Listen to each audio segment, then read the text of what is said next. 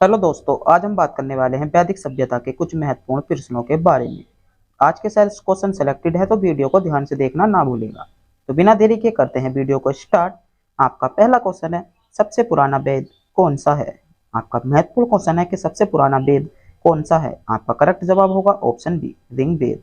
ऋग्वेद सबसे पुराना वेद है। अगर ऋग्वेद में थोड़ी सी हम बात बताएं तो ऋग्वेद में कितने 10 मंडल हैं। 10 मंडल हैं और 110 128 सूक्त हैं। कितनी 128 सूक्ति हैं। ऋग्वेद में 10 मंडल और 128 सूक्ति और 10,580 रचाएं हैं। आपका अगला क्वेश्चन है, किस वैदिक ग्रंथ में वर्ण शब्द का सर्वप्रथम नामावलोकन क्या था। आपका क्वेश्चन है कि किस वैदिक ग्रंथ में सर्वप्रथम वर्ण का उल्लेख किया गया था। तो आपका करेक्ट जवाब क्या होगा। आपका करेक्ट जवाब होगा ऑप्शन ए, ऋग्वेद में। किसमें कहा गया था, ऋग्वेद में। बड़ का मतलब होता है रंग, बड़ का मतलब होता है रंग। और इसमें जो आर्य थे उनको गौण बड़ और जो दास थे उन्हें कृष्ण बड़ के नाम से जाना गया। कृष्ण बड़ के नाम से जाना गया। आपका अगला क्वेश्चन है, अगर आपने अभी तक हमारे चैनल को सब्सक्राइब नहीं किया है तो चैनल को सब्सक्राइब और वीडियो को भी लाइक जरूर कर लें। आपका अगला क्वेश्चन है क्वेश्चन नंबर 3 के निम्नलिखित 4 वेदों में से किस एक में जादुई माया और वशीकरण का वर्णन है। के आपका क्वेश्चन है कि जादुई मर्यादा और वशीकरण का वर्णन निम्नलिखित में से किस वेद में है। तो आपका करेक्ट जवाब होगा ऑप्शन सी, अर्थवेद में। अर्थवेद में वर्णन है। आपका अगला क्वेश्चन है क्वेश्चन नंबर 4 के निम्नलिखित में से कौन सा ब्राह्मण ग्रंथ ऋग्वेद से संबंधित है। ऋग्वेद से संबंधित कौन सा ब्राह्मण है। आपका करेक्ट जवाब क्या होगा।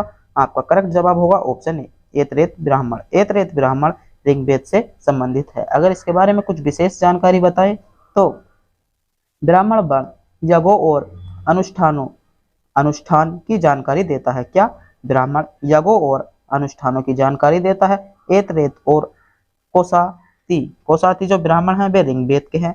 और पंचवीस और षष्टवीस ब्राह्मण सामवेद में है। तथा सप्तत ब्राह्मण जो है आपका क्वेश्चन, आपका जो ऑप्शन सी है कि शतपथ ब्राह्मण यजुर्वेद का है। और गोपद ब्राह्मण सामवेद से लिया गया है।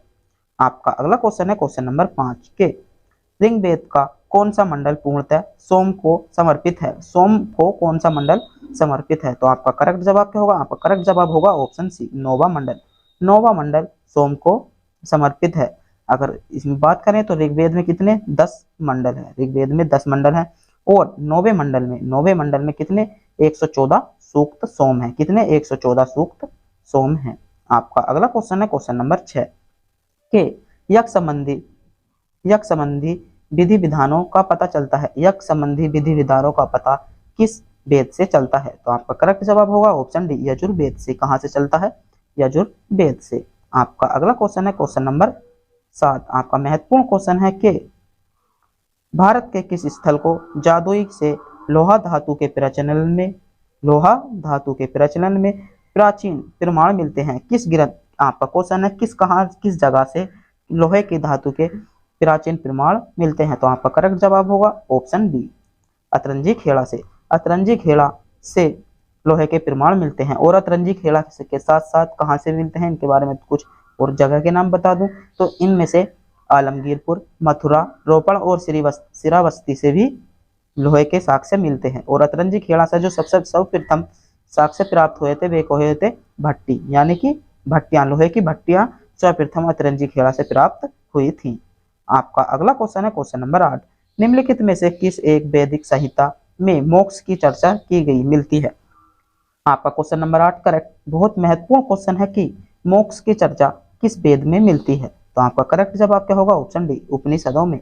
उपनिषदों में मोक्ष की चर्चा मिलती है। उपनिषदों में पहली बार मोक्ष की क्या मिली थी, चर्चा मिली थी। आपका अगला क्वेश्चन है क्वेश्चन नंबर 9। निम्नलिखित में से वैदिक संहिता का सही क्रम क्या है। आपका क्वेश्चन नंबर 9 है।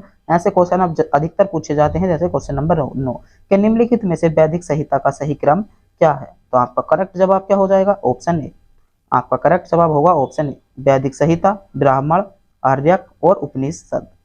आपका अगला क्वेश्चन है क्वेश्चन नंबर 10, महत्वपूर्ण क्वेश्चन है आपके लिए कि आरंभिक वेद संहिता में सर्वाधिक वर्णित नदी कौन है। क्वेश्चन नंबर 10 बार बार पूछे जाने वाला क्वेश्चन है कि आरंभिक वैदिक संहिता में सर्वप्रथम वर्णित नदी कौन सी है या सबसे ज्यादा वर्णित नदी कौन सी है। तो आपका करेक्ट जवाब क्या होगा, आपका करेक्ट जवाब होगा ऑप्शन ए, सिंधु नदी।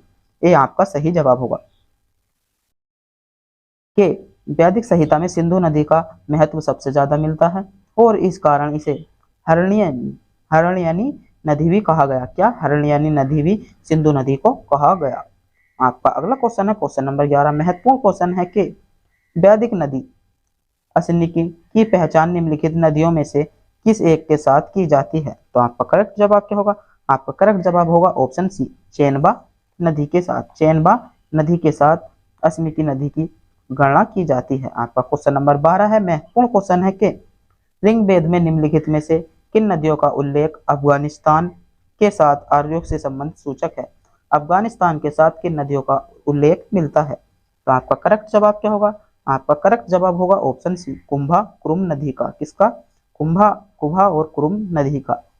और इसके बारे में थोड़ी सी विशेष जानकारी बता दें कि यहाँ पर कुंभा को काबुल और कुरुम को कुरुम के नाम से जाना जाता है और गोमती, गोमल और स्वाट अफगानिस्तान की प्रमुख नदी है। गोमती को गोमल, गोमत और साबुस्ती को स्वात यहाँ की महत्वपूर्ण नदी है।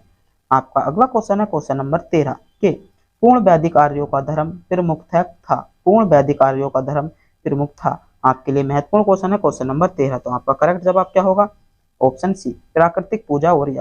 पूर्ण वैदिक आर्यों का प्राकृतिक पूजा और यज्ञ महत्वपूर्ण धर्म था। आपका अगला क्वेश्चन है, भारतीय संस्कृति में अंतर्गत ऋत का अर्थ क्या है।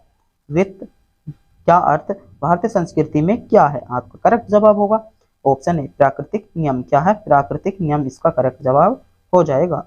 आपका अगला क्वेश्चन है क्वेश्चन नंबर 15। आपके लिए महत्वपूर्ण क्वेश्चन है तो इस क्वेश्चन को नोट कर लीजिएगा। आपका क्वेश्चन है कि निम्नलिखित वैदिक देवताओं में किसे उन्हें पुरोहित माना जाता है। निम्नलिखित वैदिक देवताओं में पुरोहित देवता किसे माना जाता है। तो आपका करेक्ट जवाब होने वाला है ऑप्शन बी, बृहस्पति को। बृहस्पति को पुरोहित देवता के नाम से भी जाना जाता है। आपका करेक्ट जवाब होगा ऑप्शन बी। आपका अगला क्वेश्चन है, निम्न ऋग्वैदिक काल में निष्क किस अंग का आभूषण है। निष्क किस अंग का आभूषण है। ऋग्वैदिक काल में निष्क किस अंग का आभूषण है। तो आपका करेक्ट जवाब क्या होगा, आपका करेक्ट जवाब होगा ऑप्शन गले का हार। ऑप्शन बी आपका करेक्ट जवाब होगा कि गला का मतलब गले के हार के नाम से इसे निक्स को जाना जाता है, जो ऋग्वेद काल में निक्स गले के हार में पहना जाता था और इसे वियनम का एकमात्र माध्यम है। यह विनियम का एकमात्र माध्यम है। तो आपका करेक्ट जवाब होगा ऑप्शन बी, गले का हार। आपका अगला क्वेश्चन है क्वेश्चन नंबर 17। निम्नलिखित में से किसे आर्यों के आदि देश के बारे में लिखा था। आर्यों के बारे में निम्नलिखित में से किसने लिखा था। तो आपका करेक्ट जवाब क्या होगा, ऑप्शन डी, बाल गंगाधर तिलक ने। बाल गंगाधर तिलक ने आर्यों के बारे में अपनी पुस्तक में लिखा था। आपका अगला क्वेश्चन है कि शतपथ ब्राह्मण में उल्लेखित राजा विधेय माधव से संबंधित ऋषि कौन थे। सप्तत ब्राह्मण में लिखित राजा विधेय माध्यम से संबंधित राजा कौन थे। तो आपका करेक्ट जवाब क्या हो जाएगा, आपका करेक्ट जवाब होगा ऑप्शन डी, ऋषि गौतम रहुगण। कौन थे, ऋषि गौतम रहुगण। आपका डी ऑप्शन करेक्ट हो जाएगा। आपका अगला क्वेश्चन है क्वेश्चन नंबर 19। उत्तर वैदिक काल में निम्नलिखित में से किन्हें आर्य संस्कृति का घुर सुझा जाता है। आर्य संस्कृति का घुर सुझा किसे कहा जाता है। तो आपका करेक्ट जवाब का हो जाएगा ऑप्शन सी, कुरु पांचाल को। किसे, कुरु पांचाल को गुरु समझा जाता है। उत्तर वैदिक काल में नगरीय और प्राकृतिक चौथी उन्हें गुरु समझा जाता था। गुरु का मुख्य केंद्र क्या था, गुरु यहाँ का मुख्य केंद्र था। क्या, गुरु उत्तर वैदिक काल का मुख्य केंद्र था। आपका अगला क्वेश्चन है क्वेश्चन नंबर 20 के गोत्र शब्द का प्रयोग सर्वप्रथम हुआ था। गोत्र शब्द का प्रयोग सर्वप्रथम कहाँ पर हुआ था। अगर आप भी इस क्वेश्चन नंबर 20 का जवाब जानते हैं तो कमेंट बॉक्स में बताना ना भूलें और यह भी बताना ना भूलें कि आपको वीडियो कैसी लगी। अगर अभी तक आपने हमारे चैनल को सब्सक्राइब नहीं किया है तो चैनल को सब्सक्राइब और वीडियो को भी लाइक जरूर कर लें। तब तक के लिए मिलते हैं अगली वीडियो में।